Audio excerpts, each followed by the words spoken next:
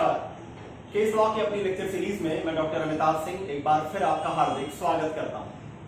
आज जिस मुकदमे को लेकर आपके सामने उपस्थित हूं वो 1961 का section number 511 Indian penal code attempt पर सबसे लीडिंग केस है और केस का नाम है Abhayanand Mishra versus state of Bihar. इस केस में एक तरफ जहां इसके फैक्ट इंटरेस्टिंग थे, जिसमें जस्टिस रघुवर दयाल और जस्टिस के सुब्बाराव का जजमेंट आया, ये केस ये भी समझने के लिए बहुत जरूरी है कि आखिर कब तैयारी का लेवल खत्म हो जाएगा, प्रिपरेशन का लेवल खत्म हो जाएगा और अटेम्प्ट की शुरुआत हो जाएगी। किसी भी अपराध को करने में 4 स्टेजेस होती हैं। सबसे पहले किसी अपराध को करने का इंटेंशन बनता है। दिमाग में एक प्लान आती है कि आखिर करना क्या है, मर्डर करना है, एक्स का मर्डर करना है, एक्स के साथ गलत करना है या चीटिंग करनी है, चोरी करनी है। इस बात का सबसे पहले दिमाग में एक इंटेंशन पैदा होता है, दिमाग एक भाव बनाता है, जिसको हम इंटेंट कहते हैं, इंटेंशन कहते हैं। अब इंटेंशन अपने आप में पनिशेबल ऑफेंस नहीं है, कारण कि आपके दिमाग में हजारों चीजें चलती हैं और ना उन चीजों के लिए पनिशमेंट नहीं करता। अब स्टेज इसके बाद जो आती है वो स्टेज आती है प्रिपरेशन की, तैयारी की। तैयारी का मतलब जो आपने सोचा है उसके लिए साधनों का जुगाड़ किया जाता है, साधनों की व्यवस्था की जाती है। सामान्यतः जब तक आप साधन व्यवस्थित कर रहे होते हैं तब तक लॉ उसमें इंटरवेन नहीं करता, उसे पनिशेबल नहीं बनाता। सामान्यतः तैयारी को पनिशेबल नहीं बनाया जाता है। लेकिन कुछ ऐसे सेक्शंस हैं इंडियन पेनल कोड में जहां पर तैयारी भी पनिशेबल बनाई गई है। कौन कौन से सेक्शंस हैं वो सेक्शंस हैं, इन्हें दिमाग में रख लीजिएगा कि प्रिपरेशन कहां पर पनिशेबल है। तो वो सेक्शन है सेक्शन 122, सेक्शन 126, सेक्शन 233, 35, 37, 233, 235, 237, इसके साथ सेक्शन 242, 243, 259, 266 और साथ में एक सेक्शन है सेक्शन 399। सेक्शन 399 जो बात करेगी डकैती की तैयारी करने की, प्रिपरेशन फॉर डकैती। अगर आप डकैती की तैयारी कर रहे हैं तो वो 399 में तैयारी होते हुए भी पनिशेबल ऑफेंस। ये सारे ऑफेंस जिन्हें तैयारी के लेवल पे पनिशेबल बनाया गया है, इसमें कौन कौन है? जब आप 122 को देखते हैं तो ये भारत सरकार से युद्ध वाली बात करेगा। कहता है कि collecting arms etcetera with the intention of waging war against government of India. Bharat सरकार के खिलाफ युद्ध करने की आशय से अगर आप आर्म्स एनिमेशन को इकट्ठा कर रहे हैं कि आप युद्ध की तैयारी कर रहे हैं तो वो 122 में कवर है। 126 कहता है committing डिप्रेडेशन on territories of power in alliance or at the peace with government of India। Bharat सरकार के साथ एक मैत्री का संबंध रखने वाले जो एशियाई देश हैं, इनके साथ अगर आप किसी भी तरह के संघर्ष की तैयारी कर रहे हैं तो वो 126 में आएगा। 233, 35 और 37 की जो बात आएगी वो आएगी काउंटर फिटिंग क्वाइंस के या काउंटर फिटिंग स्टैंप्स के। अगर आप मार्केटिंग की बात करते हैं, सेलिंग की बात करते हैं या आपके पोजीशन में वो चीजें मिलती हैं। 242, 43, 59 और 66 को जब देखेंगे तो ये जब आपके पोजीशन में counterfeit coins, false weights, forge document अगर मिलते हैं तो वो पहले वो पनिश किए जाएंगे तैयारी के लेवल पे। और सेक्शन 399 जहां पे प्रिपरेशन टू डकैती की जहां बात आ जाएगी, डकैती की जब आप प्रिपरेशन कर रहे हैं तो वो पनिशेबल किया गया। तो आईपीसी में ये कुछ सेक्शंस है जहां प्रिपरेशन ही पनिशेबल बना दी गई। अब प्रिपरेशन के बाद क्या स्टेज आती है? प्रिपरेशन के बाद आपके पास 2 ही रास्ते हैं, या तो आप जिस मकसद से चले हैं वो काम पूरा हो जाएगा तो फिर हम कहेंगे कि ऑफेंस कमिट हो गया। किसी कारण से अगर ऑफेंस कमिट नहीं हुआ तो जो बीच वाली स्टेज है प्रिपरेशन के बाद और कमिटमेंट ऑफ ऑफेंस के बीच में जो स्टेज है, इसी को हम अटेम्प्ट कहते हैं, इसी को तैयारी कहते हैं। अब जब आप इंडियन पेनल कोड में आगे देखेंगे तो यहां प्रिपरेशन भी आपको 4 कैटेगरी का नजर आएगा। एक प्रिपरेशन जो कहीं और मान लीजिए किसी काम के करने को स्पेसिफिक सेक्शन में पनिशेबल नहीं बनाया गया है तो उन सारे चीजों पे अटेम्प्ट करने के लिए सेक्शन 511 बना दिया गया। दूसरी ओर जहां पर कुछ स्पेसिफिक सेक्शंस में स्पेसिफिकली डिस्क्राइब कर दिया गया है कि इस चीज का अटेम्प्ट अगर आप करेंगे तो ये एक पनिशेबल ऑफेंस होगा। जैसे अगर आप मान लीजिए इस तरह के कौन कौन से सेक्शंस आते हैं, सेक्शन 307 आता है अटेम्प्ट टू मर्डर के लिए, 308 अटेम्प्ट टू कल्पेबल होमिसाइड के लिए, 393 अटेम्प्ट टू डकैती के लिए। यहां पर ये क्या है, ये स्पेसिफिकली बता देते हैं कि ये स्पेसिफिक बता दिए गए कि मर्डर का, कल्पेबल होमिसाइड का, और अगर आप डकैती करने की क्या कर रहे हैं, डकैती करने का अटेम्प्ट कर रहे हैं, तो वो एक स्पेसिफिक सेक्शन में पनिशेबल बना दिया गया। तीसरा जो कैटेगरी है अटेम्प्ट की, वो कैटेगरी आती है जैसे सेक्शन 309 है अटेम्प्ट टू सुसाइड की। चौथी कैटेगरी में जो चीजें आती हैं वो आती हैं स्टेट के खिलाफ, हेड ऑफ स्टेट्स के खिलाफ या सेडिशन के अंतर्गत। यहां कौन कौन से सेक्शन आएंगे, तो यहां सेक्शंस के बाहर है। अगर आप देखें 121 में भी है, 124 भी है, 124A भी है, 5 भी है, 30, 31, 32, 152, 153A, इस तरीके से सेक्शंस बताए गए हैं जो कि अटेम्प्ट को भी, मतलब 4 तरीके से आप अटेम्प्ट को पनिशेबल बनाते हैं। अब जरा देखिए कि सबसे जो क्वेश्चन जो खड़ा होता है किसी भी केस में, वो किसी भी केस का जो सबसे टर्निंग पॉइंट होता है वो ये होता है कि कब आप ये मानेंगे, कब आप ये समझेंगे कि यहां पे प्रिपरेशन खत्म हो गई और अटेम्प्ट की शुरुआत हो गई। इस बात को स्पष्टता के साथ Abhayanand Mishra versus state of Bihar के केस में बड़ी खूबसूरती से डिस्क्राइब किया गया। आखिर फैक्ट क्या थे Abhayanand Mishra versus state of Bihar? देखिए अभयानंद मिश्रा जो थे, इन्होंने पटना यूनिवर्सिटी से इन्होंने एमए का फॉर्म भरा। प्राइवेट स्टूडेंट के रूप में इन्होंने एमए का फॉर्म भरा। फॉर्म भरते समय इन्होंने बताया कि ये बैचलर डिग्री होल्डर है, साथ ही इन्होंने ये बताया कि ये स्कूल टीचर है। इन्होंने फॉर्म भर दिया, फीस दे दी, सब कुछ दे दिया। यूनिवर्सिटी की ओर से एडमिट कार्ड भी इशू कर दिए गए एमए प्राइवेट स्टूडेंट के रूप में। बाद में कहीं से यूनिवर्सिटी को ये पता चला कि ना ही इनके पास बैचलर डिग्री है और ना ही ये किसी जगह पर पढ़ाते हैं, ना ही ये स्कूल टीचर है। अब क्या किया, अब यूनिवर्सिटी ने इन्हें करप्ट प्रैक्टिसेस का सहारा लेने के कारण, एक तो पहले इनका जो एडमिट कार्ड इशू हुआ था, जो प्रोसेस चला था, उसको कैंसिल किया। साथ ही इनको किसी भी यूनिवर्सिटी में किसी भी तरह का एग्जाम देने से बैन करने के ऑर्डर इशू किए। इनके खिलाफ एफआईआर लॉन्च की। एफआईआर इनके खिलाफ लॉन्च हुई 420 की और साथ में एफआईआर लॉन्च हुई सेक्शन 511। अब जब इनका ट्रायल चला तो यहां पर देखिए 420 में इन्हें एक्विटल दे दी गई, ये एक्विट कर गए। लेकिन 511 में इन्हें लायबल कहा गया। मतलब इन्होंने जो किया था, जो कारनामा इन्होंने किया था, फॉर्म भरने से लेकर के फोर्ज तरीके से मार्कशीट लगाई, सारे डॉक्यूमेंट लगाए, ये सारा काम जो इन्होंने किया था, इसके लिए इनको अटेम्प्ट के लिए लायबल कहा गया कि आपने क्या किया, आपने चीट करने का अटेम्प्ट किया, इसलिए आप लायबल हैं।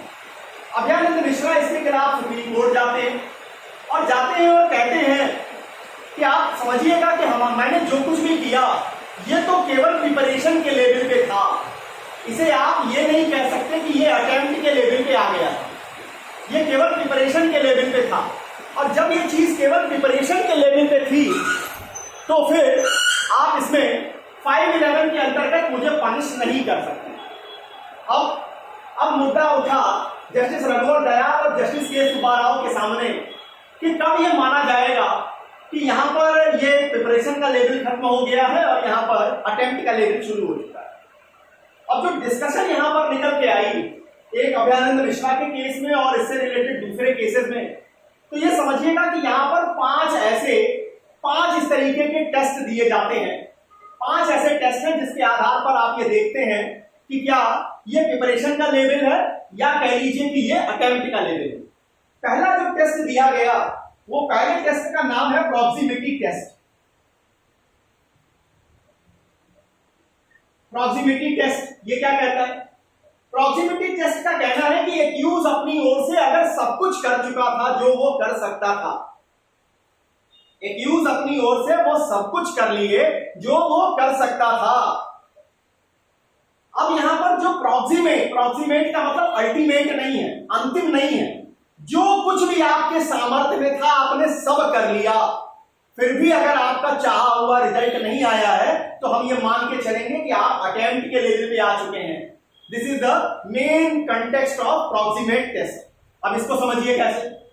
ए का दिमाग है कि उसे बी का मर्डर करना है। ए ने क्या किया, गन उठाई, गन को लोड किया, बी के घर गया, बी के कमरे में पहुंचा और फायर किया। बिस्तर पे तकिया लगा हुआ था, ए को लगा कि बी ही वहां लेटा हुआ है और उसने फायर किया। ये तो सौभाग्य था कि बी वहां नहीं था, अदरवाइज बी की डेथ सर्टेन थी। अब ऐसे में अगर प्रॉक्सिमेट टेस्ट को लगाइए तो ए इसके सिवा क्या कर सकता था। गन उठाई, गन को लोड किया, बी के घर गया, वहां गोली चलाई, जितना वो कर सकता था उसने सारे अटेम्प्ट कर दिए, सारे प्रयास कर दिए, जो कर सकता था उसने सब कर लिया। इसके बाद भी अगर एक्सपायरी नहीं हुई तो यहां पर वो किस लिए लायबल होगा, अटेम्प्ट टू मर्डर के लिए माना जाएगा कि उसने क्या किया।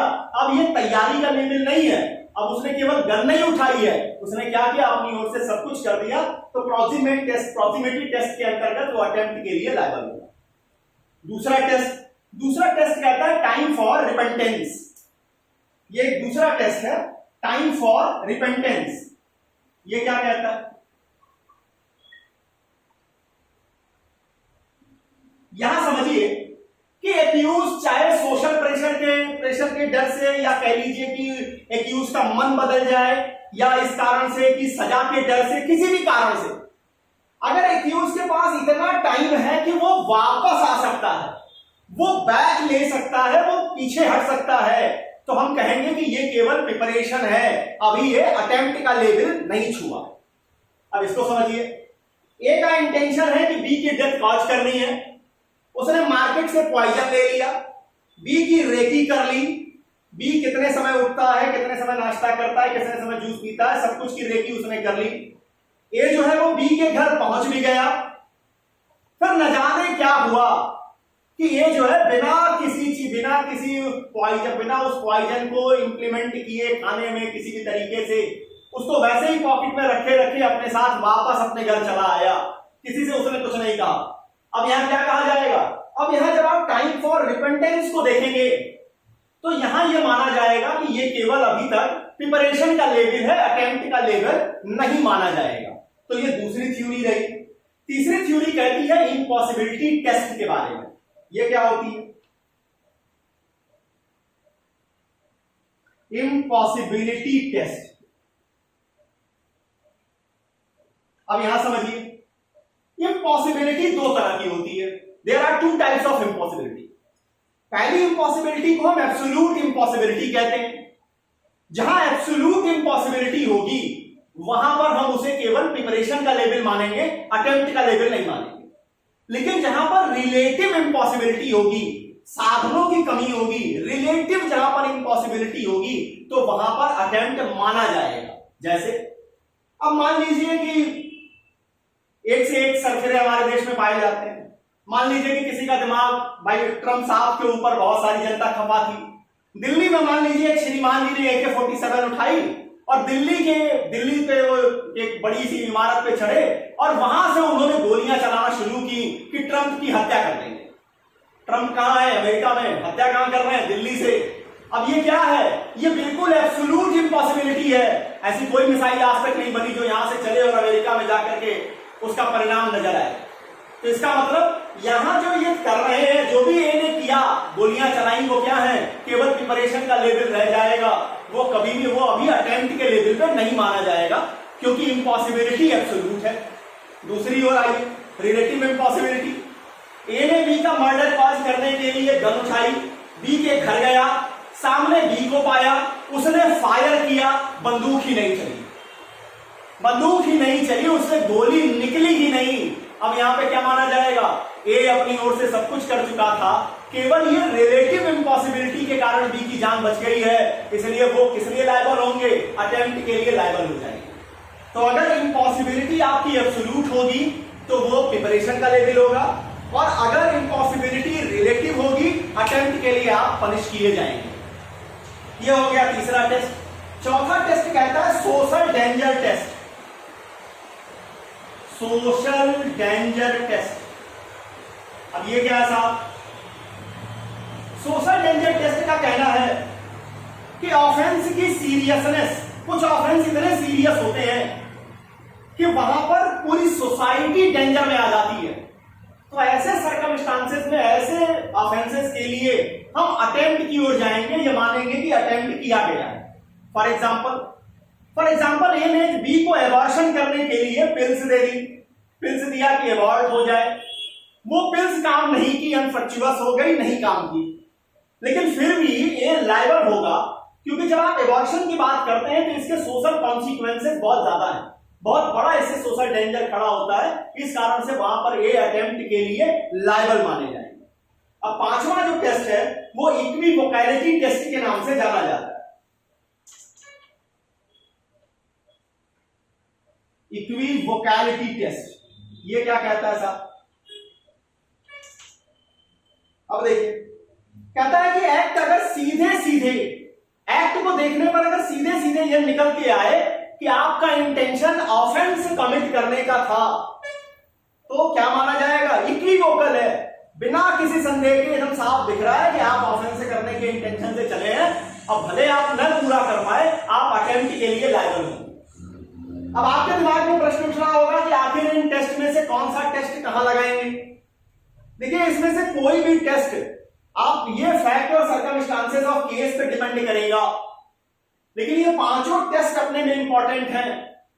पांचों टेस्ट में मतलब प्रॉक्सिमिटी में, जब आप अपनी ओर से जो कर सकते थे अगर आपने कर दिया है, रिजल्ट नहीं आया, आप अटेम्प्ट के लिए लायबल है।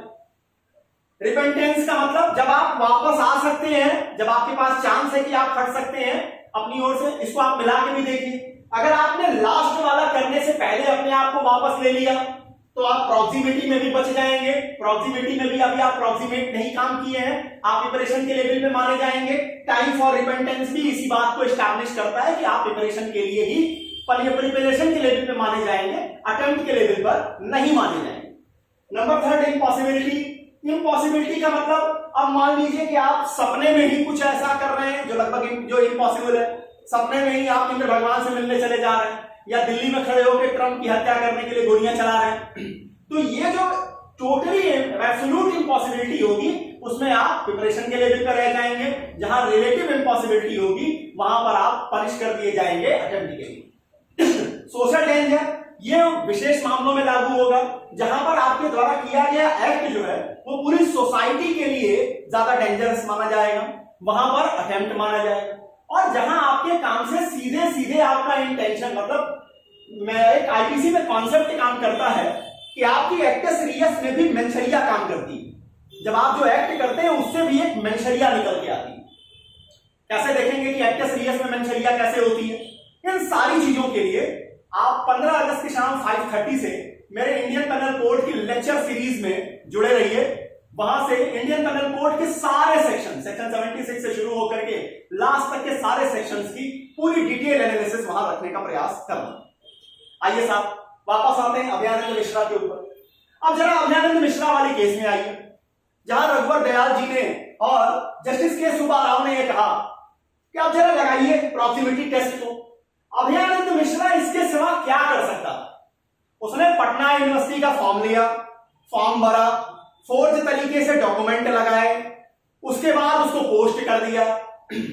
तो जब सारी चीजें जितना वो कर सकते थे उन्होंने कर दिया, इसके बाद भी जो रिजल्ट नहीं निकल के आया वो किस कारण से? वो ऐसी चीज के कारण से था जो जिसमें अभयानंद मिश्रा का कोई कंट्रोल नहीं था। उसको कहीं से उसका कोई कंट्रोल ही नहीं था। यूनिवर्सिटी को ये बात कहां से पता चल गई, इस बारे में अभयानंद मिश्रा को कहीं उनका कोई रोल ही नहीं था। तो यहां रघुवर दयाल साहब ने और के सुब्बा राव ने यह कहा कि जो चीज all you have done from your side, result didn't come due to such things beyond your control. इसका क्या मतलब है? इसका मतलब कि सुप्रीम कोर्ट ने कहा कि आप लगा लीजिए, प्रॉक्सिमिटी टेस्ट को लगा लीजिए, टाइम ऑफ रिपेंटेंस को लगाइए।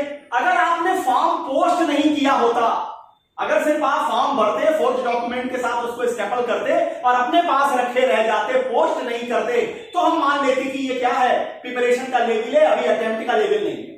लेकिन आपने क्या किया? पोस्ट भी कर दिया। तो अब ये क्या है, टाइम फॉर रिपेंटेंस भी आपके लिए सहारा नहीं बनेगा, इम्पॉसिबिलिटी में आ जाइए। अब इसमें इम्पॉसिबिलिटी जैसा तो कुछ है ही नहीं, क्योंकि आप सब कुछ जो कर सकते थे आपने कर दिया, तो ये टेस्ट तो यहां लगेगा ही नहीं।